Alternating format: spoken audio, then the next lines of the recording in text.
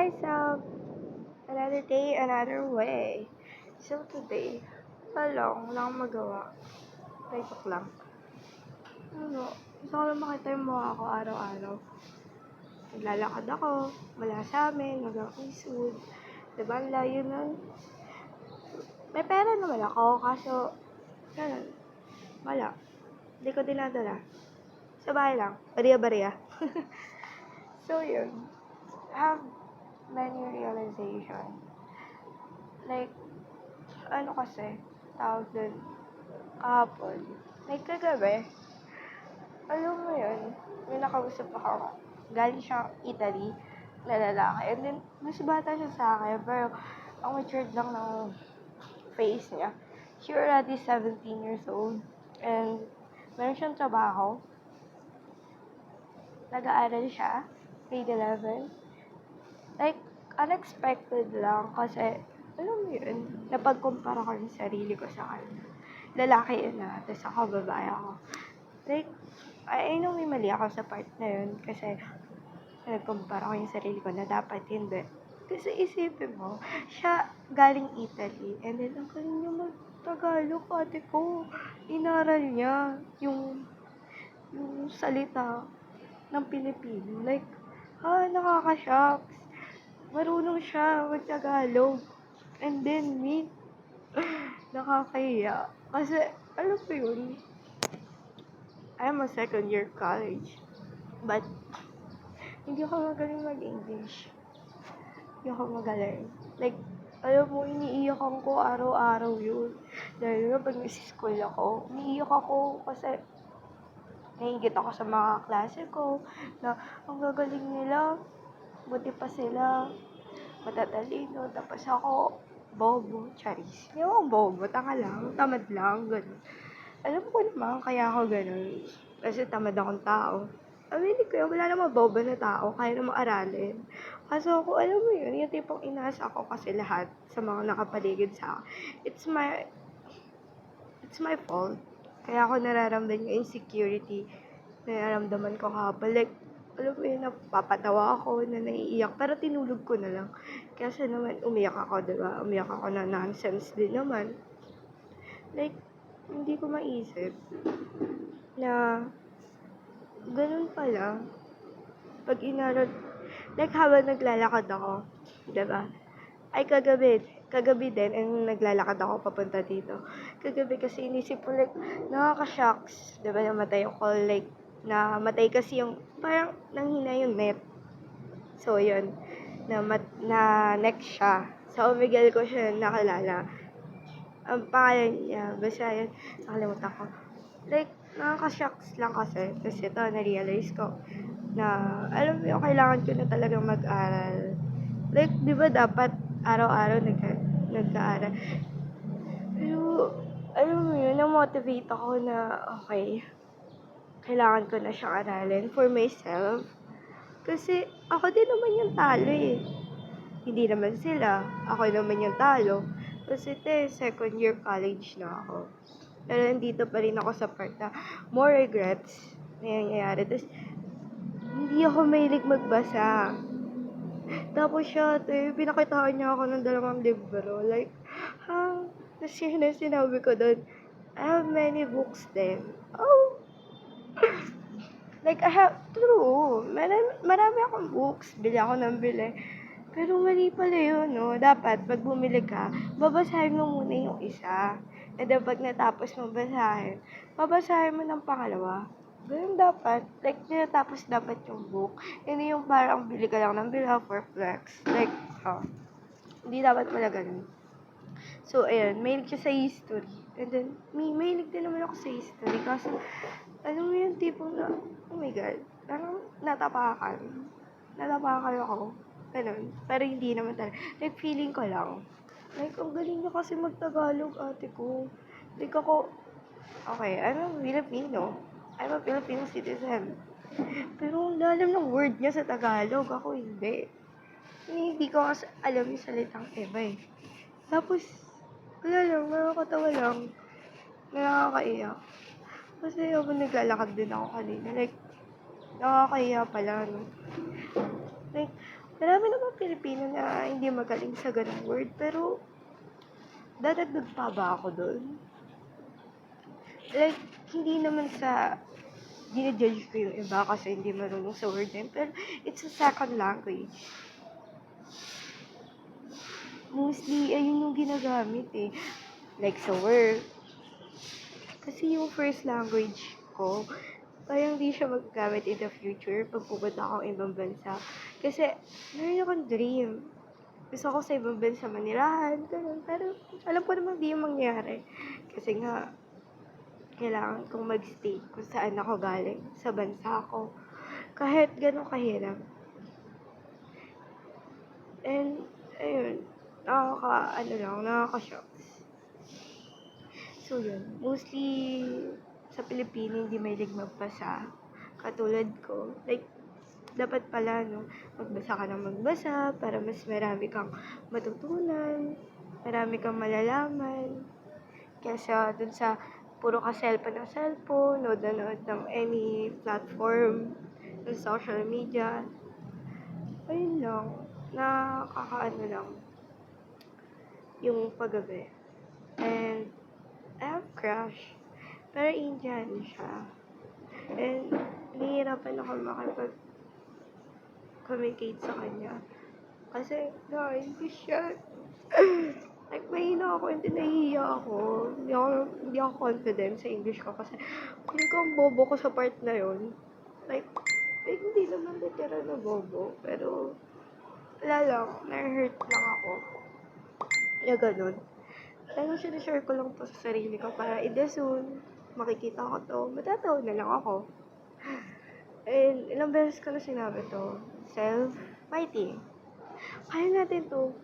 Kung kaya ng iba, diba? Kaya ng iba. Kaya mo din. Bata ka. Nag-aaral pa, diba? Yung buhay, tuloy-tuloy lang naman din eh. Kaya ikaw, huwag ka susuko. Susuko ka for what?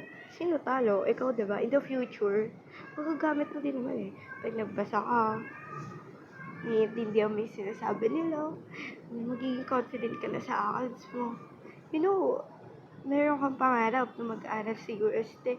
Wow, UST! Dream ko yun. Dream ko mag-aral doon. Like, kasi, masaya mag-aral doon. It's my dream na mag-aral sa UST. Pero paano ba? Paano doon? In the future, mag-aaral ka doon. Alam po, gagraduate ka rin. Pag nag-graduate ng course mo, gusto ko kukuha ka ng fine arts. Kahit hindi ka magaling mag-drawing. Ay, nung una pag-aaralan naman yun. Pero, yeah. Gusto ko mahalin yung yung arts. So, soon, kung papalayarin ako sa buhay ko, mag-aaral ako ulit. Gusto ko fine arts sa UST. Manifesting. Wala lang. Gusto ko yun. Diba? Kahit hindi ako magaling sa arts, pero gusto ko siya aralin. Gusto ko magsayang ng pera doon. Like, yun totally walang yumayaman sa arts. Sinasabi nila. Pero hindi yung totoo. May mayaman. Basta may puso ka. Basta mahal mo yung ginagawa mo. And soon, ang dami ko na sinasabi sa sarili ko. Gusto ko kasi pag napanood ko to, babalikan ko to, tatawad na lang ako sa mga pinagsasabi ko. Kasi, alam mo yun, nakakasawa kasi magkwento sa tao. Syempre, I feel na rin na nagsasawa sila sa kwento. And then, feeling ko kasi walang makikinig sa mga kwento ko. And I hope, makahanap ka ng taong makakwentuhan mo. Charis! Syempre, no. Erase. Kailangan sarili mo lang. Love yourself muna. Huwag na munang pumunta sa mga ganong mindset. And, ayun, makita mo man sa soon, sana magaling ka na. Hindi naman super galing, like marunong. Ganun. Hindi ko naman feel na insecure. Ganun.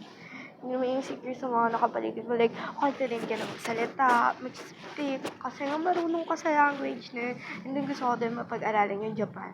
Oh my God, Japan! It's my dream country. Ganun. And I hope makapunta ka nun.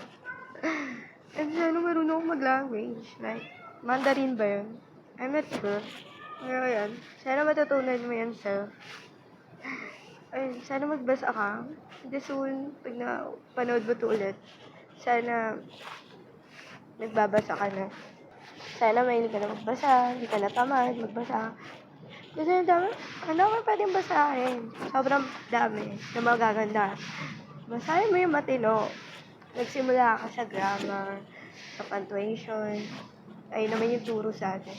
Bumalik ka sa dati mong gawin. Ganun. Nakakalungkot lang sa part 10. Nung kahapon. Nakakalungkot siya, pero nagkaroon ako ng motivation. Lalo na dun sa crush kong Indian. Like, kisait lang naman. Kasi, I like that kind of vibe. He, mahilig siya mag-travel.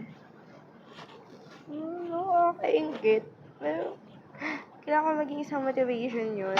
Kuning motivation na if gusto mong maabot yung ganong life, kailangan ka muna mag-aaral, ng maigi, hard work. Like, study hard. Kasi, pag hindi ko naman to ginawa, hindi ko ginawa yung best ko, ako din naman yung magsisisi, ako yung magsisuffer. Ganun lang. And, yun, self, mapapanood mo to. Sana, susunod din maging masaya ka na. Masaya ka na sa life mo, hindi ka naiiyak, for akads. Like, parang magiging chill ka na lang. Tulad dun sa napapanood ko na, like, ang dami niyang inaral. Parang kada taon graduate siya. Like, sa PACC pa siya gumagraduate. Like, Charis lang. Oo, ikaw, diba? Pero ang cute kasi, nag-aaral siya doon. Nag-aaral siya ng paulit-ulit. Like, kasi siya kumikita ng pera. Paano niya ba pag-aaral yung sarili niya? Like, ang dami kong tanong. Pero, syempre, nasa kanya na yun. Pangarap niya din naman yata eh. Pangarap niya na yung, parang more in mastery kasi siya. Ganon. Parang ang saya lang panoorin yung mga taong ganyan na gumagraduate ng paulit-ulit. Diba? Dami ko na sinabi. Wala, ang kwento ko today. Kasi, alam mo yun, kaya ako mag-aral na mabuti para sa pangarap ko. Tapos kagabi, di ba naglalakad ako? Sabi ko, ayun na, pangarap ko nga. Pangarap ko, nakatira ako sa condo or sa bahay na sarili ko lang. And kasama yung friends ko. And makaalis na dun kung saan kami nakatira. Like, na-appreciate ko naman. Kasi, dun ako pinanganak, dun ako lumaki. Pero yung iba kasi yung feeling yung nakaalis ka sa, like, ang toxic, dun ako nakatira. Wala lang, para sa akin natatoxican ako sa paligid ko. Ang toxic niya kasi, super. Parang ingitang, ganun. Parang ngayon nilang umangat ka. Hindi na ayoko ng ganun. Gusto ko makaalis sa environment na. Gusto ko sa mga taong walang pake. Ganun. Japan yan. Charis. Ganun yung life na gusto ko. Like, may iba doon na kapitbahay naman. Maganda pa yung loob. Mababait naman yung iba. Pero, I like that kind of vibe na kami lang nakatira or magkakaiwan. May kapitbahay, pero magkakaiwan. Hindi. Meron kasi kami kapitbahay na ate ko. Napakasama ng ugali. OA niya. Hindi, joke lang. Hindi naman sa OA. Sama ako naman dun sa kapitbahay namin. Pero, ayun na nga. Ayun yung point ko na parang, nakaka-shock siya. Naninira siya ng person. And then, I don't like that kind of person. Like that attitude. No. I like that vibe na chill lang. Napakailaman ka lang, pero hanggang advice lang. Ganun. Hindi yung parang sisiraan ka pa, malalaman mo pa sa iba. Oh my God. What kind of mindset? Oh my God. So yun.